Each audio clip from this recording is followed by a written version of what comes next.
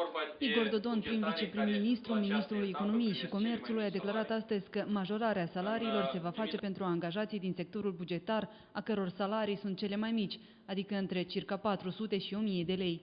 Începând cu 1 octombrie vor fi majorate salariile cu circa 18% la peste 118.000 de angajați din sectorul bugetar.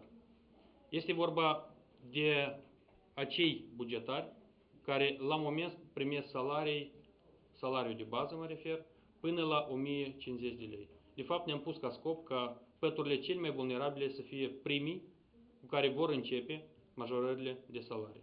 Potrivit lui Dodon, de o majorare a salariului se vor bucura și 50% din angajații din învățământ. Sunt 83.000 de angajați din sectorul învățământ.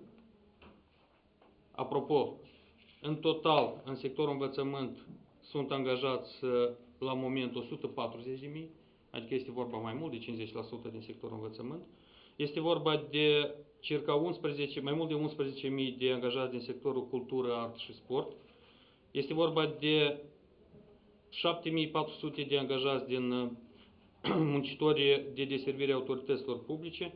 Este vorba de mai mult de 7.000 de angajați din asistență socială și alte sectoare care la această etapă sunt sectoarele cele mai vulnerabile unde am venit cu această majorare. Prim viceprim-ministrul a menționat că problema majorării salariului în sectorul bugetar se discută în guvern din luna iunie. Această majorare e primul pas. În ianuarie va fi și următorul.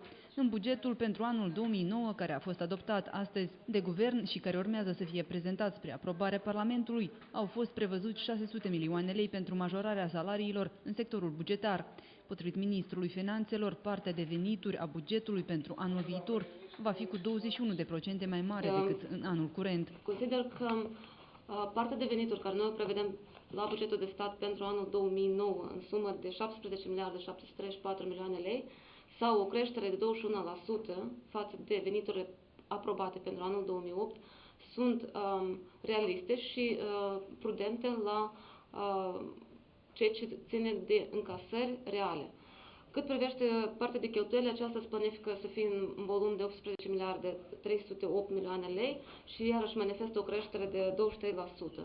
Deficitul bugetului de stat, mă refer la deficitul bugetului de stat, anume va fi de 573,8 milioane lei și acest deficit urmează să fie acoperit din sursele de privatizare și creditele externe.